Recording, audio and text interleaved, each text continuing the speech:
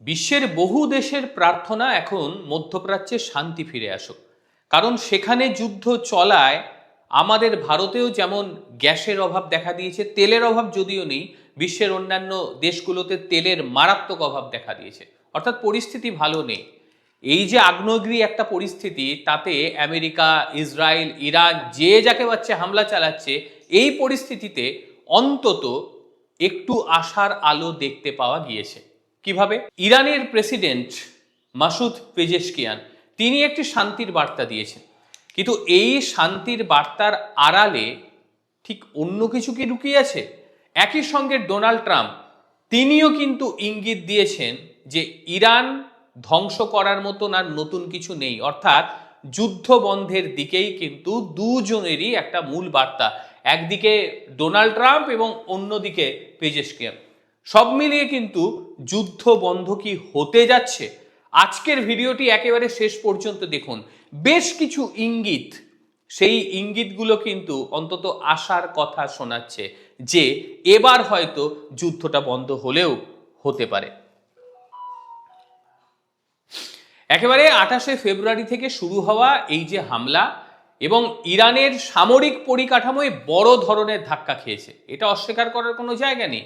Israel দাবি করছে যে ইরানের প্রধান ড্রোন ও ক্ষেপণাস্ত্র কেন্দ্রগুলোকে একেবারে গুঁড়িয়ে দেওয়া হয়েছে এবং পরিস্থিতির ভয়াবহতায় খোদ মার্কিন প্রেসিডেন্ট ডোনাল্ড ট্রাম্প দাবি করেছে ইরান এখন একেবারে খাদের কিনারায় পৌঁছে গেছে।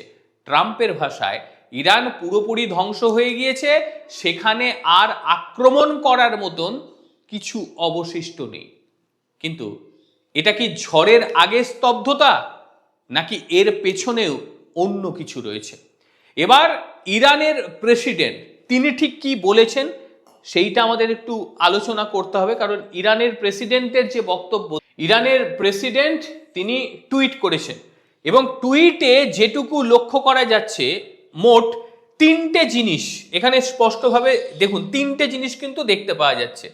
এই দেখুন, লেগিসমেন্ট রাইট, তাদের অ্যাকচুয়ালি অধিকারটা কি আমি বুঝতে পারছি না। একই সঙ্গে পেমেন্ট অফ রিপারেশন, এটা তারা চাইতেই পারে, কারণ বহু ক্ষয়ক্ষতি হয়েছে, পেমেন্ট তারা চাইতেই পারে। একই সঙ্গে তারা গ্যারান্টি চাইছে এগেইনস্ট ফিউচার অ্যাগ্রেশন, মানে ফিউচার অ্যাগ্রেশনের ওপরে তারা কিন্তু গ্যারান্টি চাইছে। অর্থাৎ এই তিনটে জিনিস খুব স্পষ্ট মাত্রায় চাইছে ইরানের প্রেসিডেন্ট। এবং প্রেসিডেন্ট মাসুদ পেজেশকিয়ান তার দেওয়া যে তিনটে শর্ত, তার মধ্যে দেখুন 1 নম্বর শর্তটাই হলো ইরানের বৈধ অধিকারের স্বীকৃতি। বৈধ অধিকারের স্বীকৃতি, এই বিষয়টা কিন্তু খুব গুরুত্বপূর্ণ। বৈধ অধিকার বলতে কি বোঝাতে চাইছেন তিনি?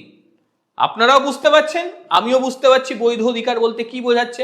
তিনি বলতে চাইছেন পারমাণবিক যে তাদের পরীক্ষা নিরীক্ষা, সেইটা তাদের চালাতে দিতে হবে, এটা তাদের বৈধ অধিকার। অ্যাকচুয়ালি তাই, বৈধ অধিকার তো বটেই, যে কোনো দেশই এটা চালাতে পারে, কিন্তু কিছু কিছু বড় দেশ তারা মনে করে যে ক্ষমতা শুধু তাদের হাতেই সীমাবদ্ধ থাকবে, বাইরে কেউ নিতে পারবে না। এই বৈধ অধিকারটা নিয়ে কিন্তু একটা বিশৃঙ্খলার সৃষ্টি হয়েছে, এইটা ক্লিয়ার করে তিনি বলতে পারতেন, যদিও বলেননি। তারপরের যে বিষয়টা আসছে সেটা হচ্ছে ক্ষতিপূরণ প্রদান। এটা হচ্ছে হামলায় ইরানের যে বিপুল আর্থিক ও পরিকাঠামোগত ক্ষতি হয়েছে তার ক্ষতিপূরণ চাইলেন তেহরান। একদম এটা চাইতেই পারে, কারণ তার ওপর যখন দুটো দেশ মিলে হামলা চালিয়েছে তখন তো তাদের পরিকাঠামোগত সমস্ত কিছু নষ্ট হয়ে গিয়েছে, বিপুল আর্থিক ক্ষতি এটাও হয়েছে, পরিকাঠামোগত ক্ষতি এটাও হয়েছে, কাজে এটা তারা চাইতেই পারেন। আর তৃতীয় যে পার্টটা রয়েছে সেটা হচ্ছে আন্তর্জাতিক গ্যারান্টি চাইছে, আন্তর্জাতিক গ্যারান্টি যাতে অর্থাৎ ভবিষ্যতে আমেরিকা বা ইসরায়েল বা কোনো ইরানের হামলা চালাবে না, এটা একটা ফ্যাক্ট। কিন্তু বিষয়টি হলো দু তিনটে কথা আছে, এইটা তারা ঠিকঠাকই চাইছে ক্ষতিপূরণ, কিন্তু বিষয়টি হলো আন্তর্জাতিক গ্যারান্টিটা দেবেটাকে রে? যেভাবে তারা নিজের মতন করে হামলা চালিয়ে দিল তাতে মনে হয় যে আন্তর্জাতিক গ্যারান্টির কোনো জায়গা রয়েছে, কারণ আমেরিকা কাউকে মানে না, পরিষ্কার বক্তব্য, আমেরিকা কাউকে মানে না, কাউকে পাত্তাও দেয় না।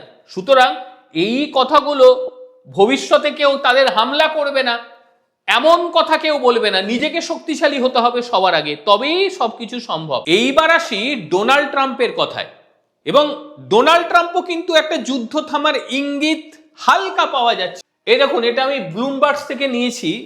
এইখানটা কি লিখছে তারা লিখছে, দেখুন, Trump says war may resolve soon, বলছে খুব তাড়াতাড়ি এটা রিসলভ হয়ে যেতে পারে। Flouted remove oil sanction, oil স্যাংশনও রিমুভ হয়ে যেতে পারে। কিন্তু কথা হচ্ছে অয়েল স্যাংশনটা লাগিয়েছে কারা? অয়েল স্যাংশন তো এই মুহূর্তে আমেরিকা লাগায়নি, কারণ আমেরিকা এখন যার তার কাছে তেল চাইছে। এই যে স্যাংশন, এটা মানে রিমুভিং যে স্যাংশনের কথা বলছে, এটা তো ইরানের তরফ থেকে লাগানো। পুরো পার্টটা তো বুঝবে ইরান। ইরান যদি যুদ্ধ বন্ধ করে সেই ক্ষেত্রেই এটা সম্ভব, নচেত নয়।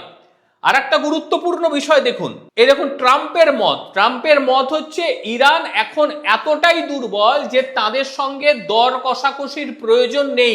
এখানেও অহংকার, এই জায়গাতেও অহংকার, সে কোনো দর কষাকষি করবে না, কিন্তু শান্তি ফেরার আগে যুদ্ধ থামবে না। বিষয়টা হলো যুদ্ধ চলছে বলেই তো অশান্তি, না তো আর অশান্তিটা হলো কোথায়? যুদ্ধ থামলেই তো শান্তি। ডোনাল্ড ট্রাম্প কি মনে করে তার বিষয়, কিন্তু বিষয়টা হচ্ছে দর কষাকষির জায়গায় নেই বলতে বোঝাচ্ছে যে ইরানকে সে আর কোনোভাবে গুরুত্ব দিতে চাইছে না। এবার যে বাস্তব চিত্র সেটা কিন্তু ভীষণভাবে মারাত্মক। আজও মানে আজকে বৃহস্পতিবার সকাল থেকেও প্রচুর হামলা হয়েছে, ইরানের মধ্যে হামলা হয়েছে, ইরান পাল্টা হামলা করেছে ইসরায়েলের মধ্যে। অর্থাৎ পেজিশকিয়ানের দাবি বলুন বা ট্রাম্পের শান্তি বার্তায় বলুন, ট্রাম্প যেমনটা বলছে যে খুব তাড়াতাড়ি ঠিক হয়ে যাবে, কিন্তু উপসাগরীয় দেশগুলোর ওপর ড্রোন হামলা বা ক্ষেপণাস্ত্র হামলা আদতেও বন্ধ হবে বলে কিন্তু মনে হয় না। পেজিশকিয়ান বলছে যে আমি বন্ধ করে দেবো, কোনো আপত্তি নেই আমার, যদি আমার এই 3টে শর্ত মেনে নেওয়া হয় আমি কিন্তু সবটাই বন্ধ করে দেবো। কিন্তু ইসরায়েল কি আদতেও মানবে? এর আগেও কিন্তু ইসরায়েলের আমরা দেখেছি তারা কথা দিয়েছিল যুদ্ধ করব না, তারপরেও তারা হামলা চালিয়েছে, এটা দেখতে পেয়েছি। কিন্তু যেহেতু দুটো দেশ, একদিকে আমেরিকা এবং অপরদিকে ইরান, একটা অন্তত মধ্যস্থতার কথা তারা বলেছে, এবং সেই মধ্যস্থতার কথা বলার কারণেই কিন্তু অনুমান করা যাচ্ছে যে একটু ক্ষীণ হলেও আশা রয়েছে যুদ্ধ বন্ধ হওয়ার। কারণ এটা যদি গতি নিয়ে নেয়, আরো যদি হয়, কারণ ডোনাল্ড ট্রাম্প যেটা বলছে যে কিছুই নেই, মানে আমরা ভাঙবো কি, আমরা সবই ভেঙে দিয়েছি। কাজী তুমি যদি সব ভেঙে দাও তাহলে যুদ্ধটা বন্ধ করে দাও, তাহলে যুদ্ধ চালানোর প্রয়োজনটা কি রয়েছে? আবার বলছে শান্তি না ফেরা পর্যন্ত যুদ্ধ চলবে।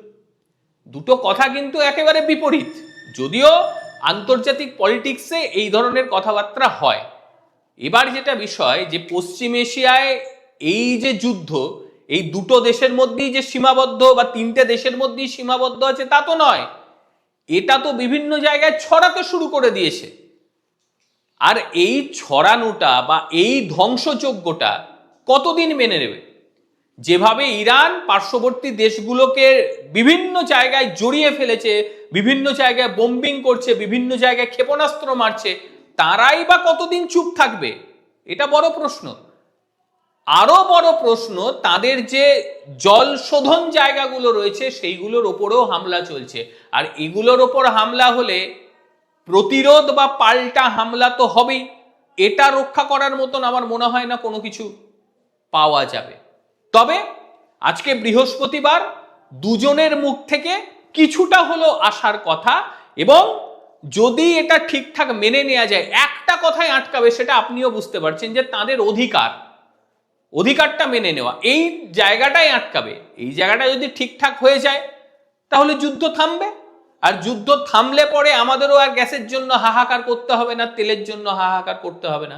যদিও আমাদের ভারতবর্ষ তেল মোটের ওপর ঠিকঠাক জায়গায় রেখে দিয়েছে যে না কোনো অসুবিধা হবে না, গ্যাস নিয়ে সমস্যা কিন্তু বাড়বে, ইতিমধ্যেই বেড়েছে, আরো বাড়বে।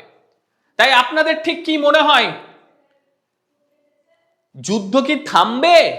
যেভাবে ডোনাল্ড ট্রাম্প বা ইরানের তরফ থেকে বিভিন্ন রকম শর্ত দেওয়া হয়েছে, এগুলো কি আদতেও বিশ্বের স্বার্থে মেনে নেওয়া উচিত?